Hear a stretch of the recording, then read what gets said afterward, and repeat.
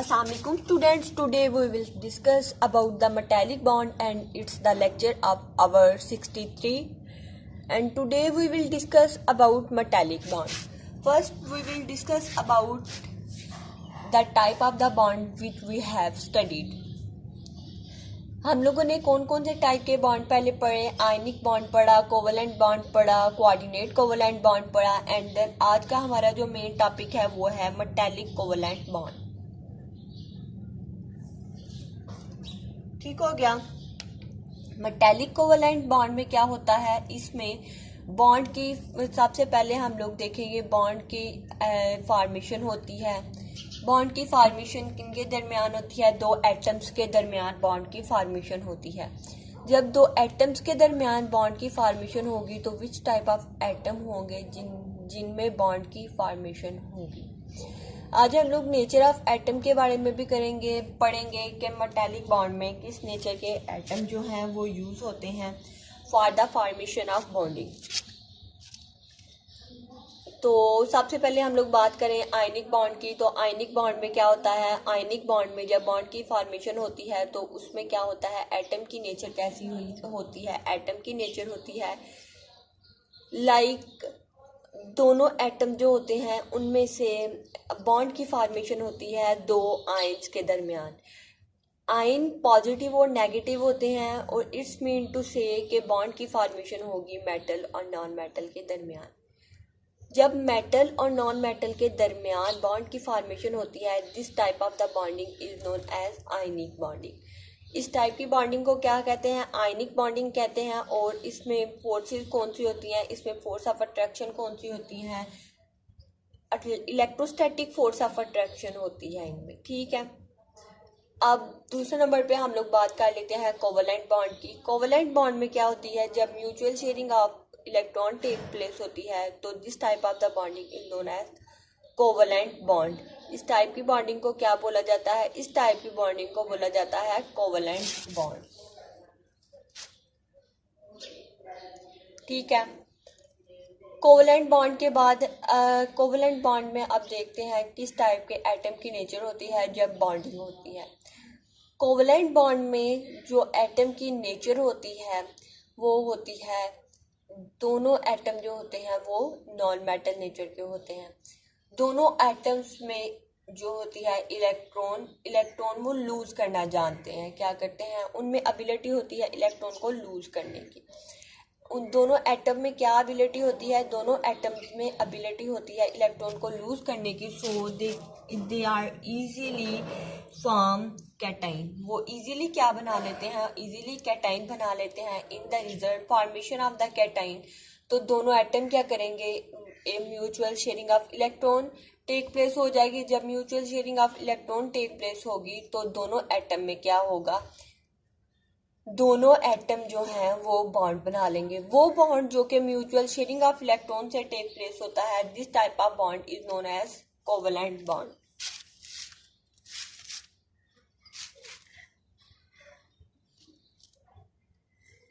इस टाइप के बॉन्ड को क्या बोला जाता है, कोवलेंट बॉन्ड.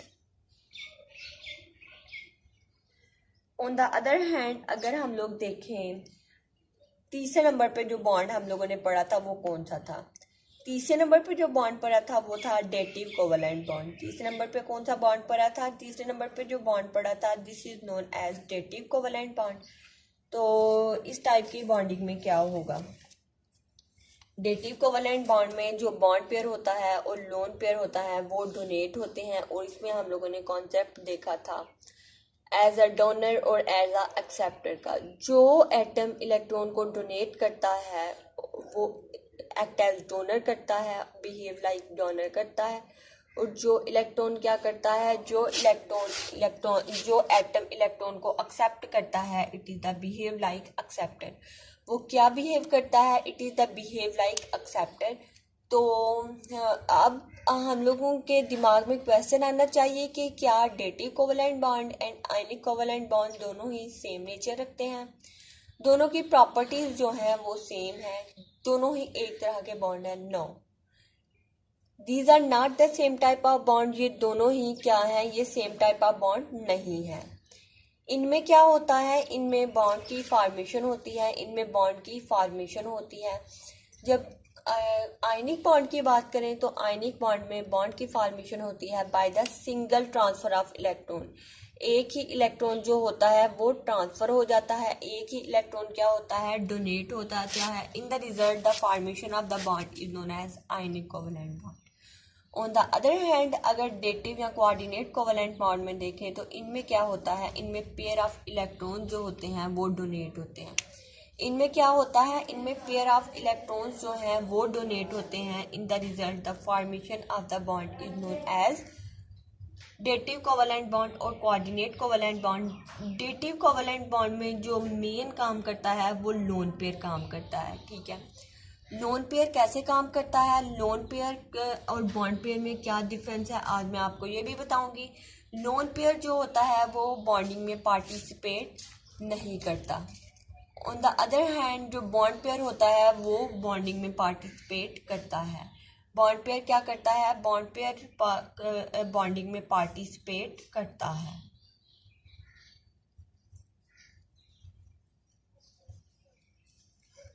तो उसके बाद आज हम अपना टॉपिक स्टार्ट करेंगे। मेन टॉपिक है metallic covalent bond. Metallic covalent bond में क्या होगा, मेटालिक कोवेलेंट बॉन्ड में बॉन्ड की फॉर्मेशन होगी, बॉन्ड के दरमियान फोर्सेस होंगी। द फोर्स ऑफ अट्रैक्शन में बी द अट्रैक्टिव फोर्सेस और में बी द रिपल्सिव फोर्सेस, जैसे कि हम लोगों ने कोवेलेंट बॉन्ड में पढ़ा था। कोवेलेंट बॉन्ड में पढ़ा था कि बॉन्ड जो होता है उसकी फॉर्मेशन होती है दो नॉन मेटल्स के दरमियान, और यहाँ पे बॉन्ड की फॉर्मेशन होगी दो मेटल्स के दरमियान। ठीक है, यहाँ पे बॉन्ड की फॉर्मेशन किन के दरमियान होगी, दो मेटल्स के दरमियान होगी। सो कोवेलेंट बॉन्ड में क्या होता है, अट्रैक्टिव फोर्सेस और रिपल्सिव फोर्सेस का कॉन्सेप्ट हम लोगों ने देखा था। अट्रैक्टिव फोर्सेस और रिपल्सिव फोर्सेस, जब एनर्जी का लेवल लो होगा तो रिपल्सिव फोर्सेस डोमिनेंट होंगी, तो in the result formation of bond नहीं बनेगा, फॉर्मेशन ऑफ बॉन्ड नहीं होगी। लेकिन अगर एनर्जी का लेवल हाई है, रिपल्सिव फोर्सेस हैं या अट्रैक्टिव फोर्सेस हैं, तो क्या होगा, फॉर्मेशन ऑफ बॉन्डिंग हो जाएगी। कोवेलेंट बॉन्ड में हम लोगों ने ये पढ़ा था। तो आज मेटालिक बॉन्ड हमारा टॉपिक है। तो मेटालिक बॉन्ड में क्या है, बॉन्ड जो दो एटम के दरमियान बॉन्ड की फॉर्मेशन होती है उनकी नेचर कैसी होती है, वो दो मेटल होते हैं। कौन से होते हैं, दोनों ही मेटल होते हैं। ठीक हो गया, वो दोनों ही क्या होते हैं, वो दोनों ही मेटल होते हैं। वो दोनों ही क्या होते हैं, वो दोनों ही मेटल होते हैं। सो जो बॉन्ड की फॉर्मेशन होगी हम लोग कह सकते हैं कि वो दोनों मेटल्स के दरमियान हो। बॉन्ड की फॉर्मेशन किन के दरमियान होगी, दो मेटल्स के दरमियान होगी। इन द रिजल्ट जब फोर्स ऑफ अट्रैक्शन दो मेटल्स के दरमियान होती है, तो वो भी आज हम लोग देखेंगे किस टाइप की फोर्स ऑफ अट्रैक्शन जो है वो दोनों मेटल्स के दरमियान होती है। जैसे कि ये एग्जाम्पल में देखें, एग्जाम्पल में क्या है, ऑन द अदर साइड अगर हम लोग देखें तो क्या होता है, अगर force of attraction moving electron और प्रोटॉन्स के दरमियान है तो वो होगी मेटालिक फोर्सेस, और मेटालिक फोर्सेस जब होंगी तो बॉन्ड की फॉर्मेशन होगी मेटालिक बॉन्ड। उस बॉन्ड को क्या बोला जाएगा, this bond is known as metallic bond. No let's start our topic metallic bond. Metallic bond को पहले डिफाइन करते हैं, ये क्या होता है। मेटालिक बॉन्ड एक ऐसा टाइप का बॉन्ड है जो कि बॉन्ड की फॉर्मेशन होती है मेटल्स के दरमियान और मोबाइल इलेक्ट्रॉन के दरमियान। Metal mean positive charges species के दरमियान। यहाँ पे कहाँ क्या होता है, बॉन्ड की फॉर्मेशन होती है मेटल्स के दरमियान और मोबाइल इलेक्ट्रॉन्स के दरमियान। क्या होता है, यहाँ पे फॉर्मेशन होती है मेटल के दरमियान और मोबाइल फ्री इलेक्ट्रॉन के दरमियान। बॉन्ड की फॉर्मेशन होती है मेटल प्लस मूवेबल इलेक्ट्रॉन के दरमियान। यहाँ पे बॉन्ड की फॉर्मेशन क्या होती है, मेटल्स के दरमियान होती है एंड मूवेबल इलेक्ट्रॉन्स के दरमियान होती है। This type of the force, तो this type of the bonding is known as metallic bond. इस टाइप की बॉन्डिंग को क्या बोला जाएगा, इस टाइप की बॉन्डिंग को बोला जाएगा मटैलिक बॉन्ड क्या होता है? इसमें बॉन्ड की फॉर्मेशन होती है between the metal and mobile electron या मूवेबल इलेक्ट्रॉन। ऐसे इलेक्ट्रॉन जो कि मूवमेंट करते हैं, लाइक इनमें जो है जो मैंने इलेक्ट्रॉन ड्रा किए हैं, these are name as movable electron और मोबाइल इलेक्ट्रॉन। इन इलेक्ट्रॉन्स को क्या नाम दिया जाता है? These are name as mobile electron और फ्री इलेक्ट्रॉन। ठीक है, एक एटम है, मैं आपको बताती हूँ।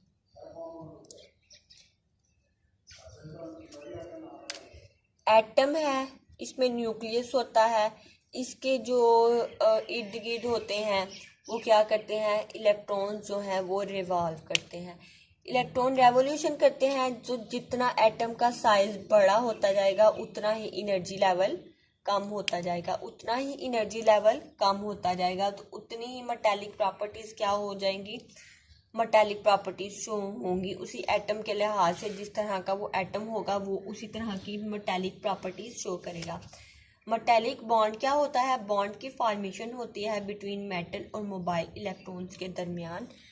मेटल्स और मोबाइल इलेक्ट्रॉन्स के दरमियान क्या होता है? बॉन्ड की फॉर्मेशन होती है।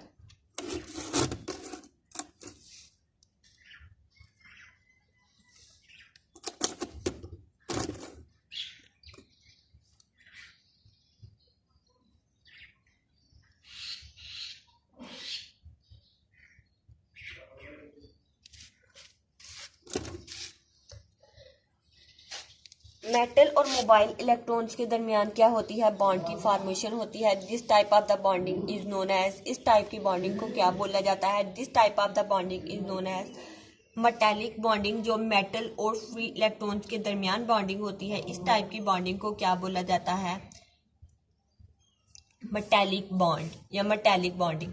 जो मेटल होते हैं वो क्या होते हैं?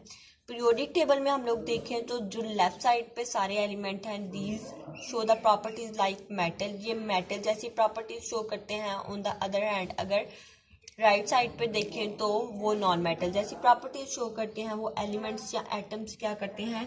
नॉन मेटल जैसी प्रॉपर्टीज शो करते हैं। ठीक है, अब मेटल्स भी जो होते हैं वो डिफरेंट टाइप की प्रॉपर्टीज शो करते हैं। डिफरेंट प्रॉपर्टीज उनमें होती हैं, high melting point, high boiling point, good conductor of heat और इलेक्ट्रिसिटी होते हैं, हार्ड होते हैं और हैवी नेचर होती है। और इनकी different type of chemical bonding take place होती है। अगर इनकी प्रॉपर्टीज पे शो करें तो different type of chemical bond metal के दरमियान होंगे। ठीक है, कौन कौन सी जो हैं वो मैंने आपको प्रॉपर्टीज बताई। मेटल्स में कौन कौन सी प्रॉपर्टीज होती हैं? हाई मेल्टिंग पॉइंट होता है, हाई बॉइलिंग पॉइंट होता है, हाई मेल्टिंग पॉइंट होता है, हाई बॉइलिंग पॉइंट होता है। गुड कंडक्टर ऑफ हीट और इलेक्ट्रिसिटी होंगे, क्या होंगे? Good conductor of heat and electricity होते हैं। ये हैवी होते हैं और इनकी हार्ड नेचर होती है। ये हैवी होते हैं और इनकी हार्ड नेचर होती है। अब हमारे दिमाग में ये क्वेश्चन आना चाहिए कि why atom attract in outermost shell. Atom outermost shell में ही क्यों अट्रैक्ट करता है? अब हमारे पास ये क्वेश्चन आना चाहिए कि why atom attract in the outermost shell. Atom जो है वो आउटर मोस्ट शेल में ही क्यों अट्रैक्ट करता है? In the case of metal, nucleus ने होल्ड किया होता है आउटर इलेक्ट्रॉन को वीकली। क्या होता है? जैसे ये एटम का स्ट्रक्चर देखें, एटम का स्ट्रक्चर देखें तो इसमें क्या होता है? फोर्सेस ऑफ अट्रैक्शन होती हैं। न्यूक्लियस ने होल्ड किया होता है वैलेंस इलेक्ट्रॉन्स को। तो मेटल के केस में क्या होता है? जब न्यूक्लियस ने वैलेंस इलेक्ट्रॉन को होल्ड किया होता है तो जितनी जो सब शेल होंगे वो न्यूक्लियस के ज़्यादा करीब होंगे, न्यूक्लियस ने उनको उतना ही स्ट्रांगली होल्ड किया होगा। जितने दूर होंगे न्यूक्लियस ने उनको उतना ही क्या होगा? वीकली होल्ड किया होगा। तो मेटल के केस में भी क्या होता है? मेटल के केस में भी यही होता है। मेटल के केस में क्या होता है? जब न्यूक्लियस ने इलेक्ट्रॉन को होल्ड करना है तो कौन सी फोर्स ऑफ अट्रैक्शन होगी? इसमें वीक फोर्स ऑफ अट्रैक्शन होगी। कौन सी फोर्स ऑफ अट्रैक्शन होगी? जिसमें न्यूक्लियस ने मेटल को होल्ड किया और वो वैलेंस इलेक्ट्रॉन को होल्ड किया होगा, this is known as the weak force of attraction. ये कौन सी फोर्स ऑफ अट्रैक्शन होगी? This is known as weak force of attraction.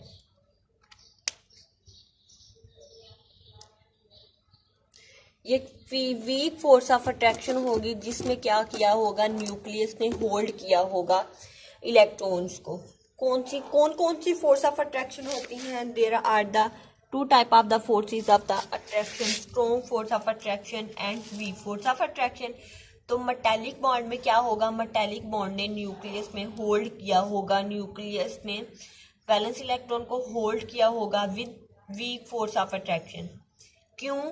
क्योंकि हमें पता है कि जितना एटम का साइज छोटा होगा, जितना एटम का साइज छोटा होगा उतनी ही क्या होगी, उतनी ही एनर्जी लेवल ज़्यादा होगा। एनर्जी लेवल ज़्यादा होगा तो forces of attraction between the atom and nucleus क्या होंगी, ज़्यादा होंगी।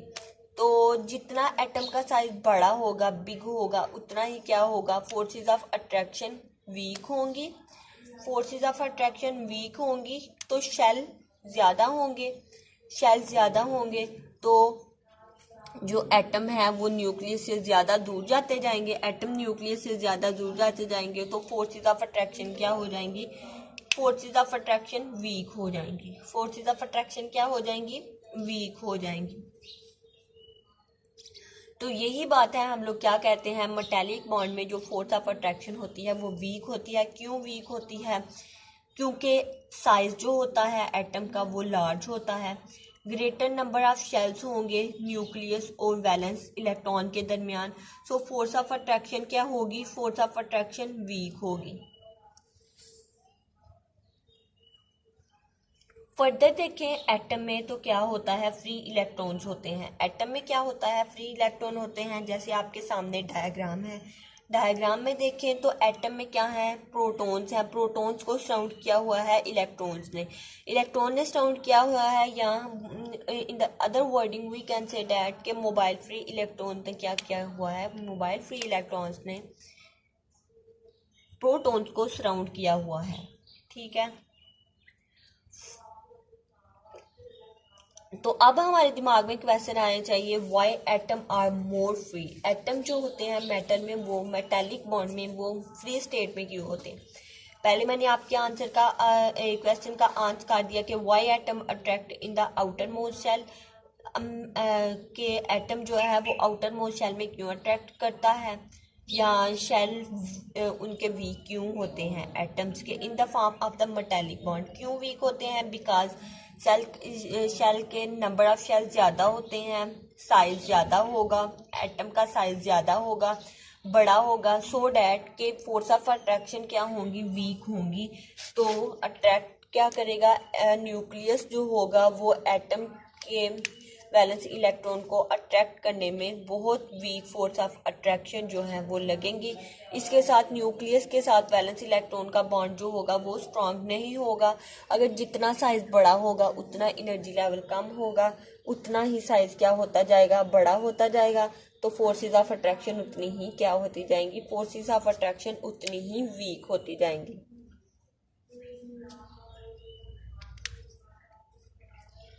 तो नेक्स्ट हमारे पास क्वेश्चन आता है, why in the atom are more free.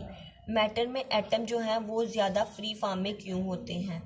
Because low ionization potential होता है मेटल्स में। जब आयनाइजेशन एनर्जी होती है, हम लोग लेफ्ट टू राइट आते हैं तो ये क्या होती है, इंक्रीज होती है।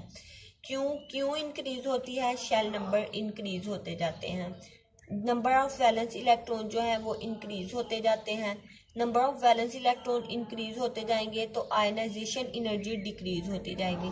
इलेक्ट्रॉन्स को निकालना जो है वो ज़्यादा, वो आयनाइजेशन एनर्जी जो है वो कम रिक्वायर्ड होगी। वैलेंस इलेक्ट्रॉन में उतने ही इलेक्ट्रॉन क्या होते जाएंगे, कम होते जाएंगे। ठीक है, जब हम लोग लेफ्ट टू राइट जाते हैं तो क्या होता है, एटम्स आयनाइजेशन एनर्जी जो होती है वो डिक्रीज होती जाती है। मैं आपको फिर एक दफ़ा कंफर्म करके बताती हूँ कि ionization energy left to right decrease ही होती है। If we move from left to right, the size of atom and radii क्या होते हैं, डिक्रीज हो जाते हैं। तो साइज ऑफ एटम और रेडियाई इंक्रीज होते हैं फ्रॉम टॉप टू बॉटम। तो आयोनाइजेशन एनर्जी का क्या फिनोमिना है? आयोनाइजेशन एनर्जी जब हम लोग लेफ्ट टू राइट जाते हैं इन द पीरियड तो इंक्रीज होती है, आयोनाइजेशन एनर्जी इंक्रीज होती है। ठीक है, जब हम लोग left to right in the periods जाते हैं तो आयोनाइजेशन एनर्जी क्या होती है? आयोनाइजेशन एनर्जी इंक्रीज होती है। इन द केस मेटल, तो इसने न्यूक्लियस को वीकली होल्ड किया होता है। हमारे पास क्वेश्चन आता है why in the atom more free state further more low ionization potential होता है। मेटल में टेंडेंसी होती है इलेक्ट्रॉन को लूज करने की आउटर मोस्ट शेल से। इलेक्ट्रॉन को लूज करने की आउटर मोस्ट शेल से टेंडेंसी किस में होती है? मेटल में होती है। जब मेटल में ये टेंडेंसी होगी तो वो इजीली क्या कर देगा? वो इजीली कैटाइन बना देगा। ठीक है, लो आयोनाइजेशन पोटेंशियल होगा, मेटल में टेंडेंसी होती है इलेक्ट्रॉन को लूज करने की वैलेंस शेल से, तो रिजल्टेंटली क्या होगा? लूज और free electron of all the metal move freely move करेंगे in the space between the atom और मेटल के दरमियान। क्या करेंगे? जो मेटल्स और एटम के दरमियान जो इलेक्ट्रॉन्स हैं वो फ्रीली मूव करेंगे। तो इन इलेक्ट्रॉन्स को अटैच कर दिया जाएगा एक पर्टिकुलर एटम से। They belong to particular pole particular all the atom of the matter. Nuclei of matters appear हो जाएंगे, सबमर्ज हो जाएंगे इन द सी में। फ्री इलेक्ट्रॉन्स में जो न्यूक्लियाई ऑफ एटम होते हैं प्रोटॉन्स होते हैं। इस डायग्राम को मैं आपको समझाती हूँ। मोबाइल इलेक्ट्रॉन जो होते हैं रिस्पॉन्सिबल होते हैं इलेक्ट्रॉन्स को होल्ड करने में, मेटल्स को इकट्ठा करने में, और मेटालिक बॉन्ड की फॉर्मेशन हो जाती है। सिंपल मेटालिक बॉन्ड की जो फिगर है वो ये है।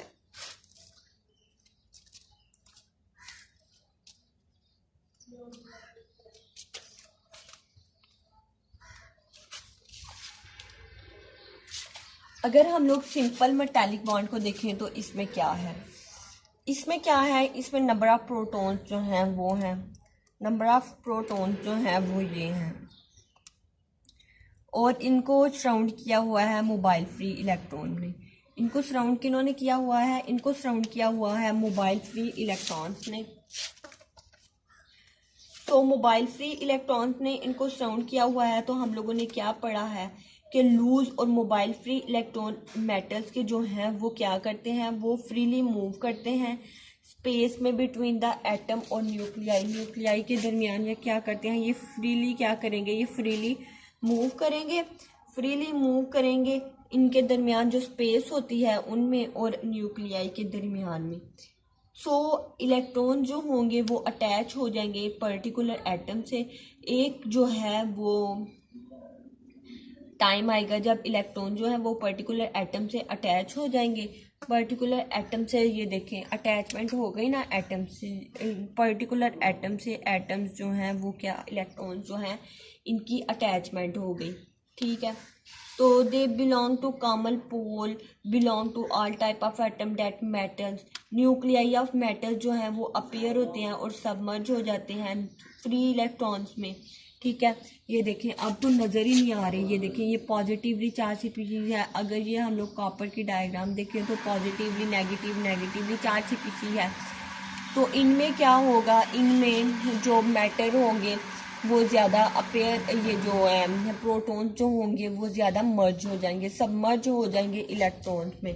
ठीक है, क्या हो जाएंगे? इलेक्ट्रॉन्स जो हैं वो क्या करेंगे? मोबाइल इलेक्ट्रॉन, इनकी रिस्पॉन्सिबिलिटी होती है एटम्स और मेटल्स को होल्ड करने की।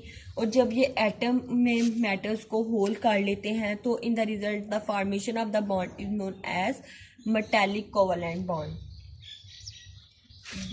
तो इसमें क्या पढ़ते हैं हम लोग? Metallic covalent bond. इसमें क्या होता है? मेटालिक कोवलेंट बॉन्ड की फॉर्मेशन होती है जब जो इलेक्ट्रॉन्स हैं वो होल्ड करते हैं एटम्स को, मेटल्स के एटम्स को टुगेदर। तो in the result formation of the bond is known as metallic bond. कौन सा बॉन्ड बनता है? मेटालिक बॉन्ड बनता है। ठीक है,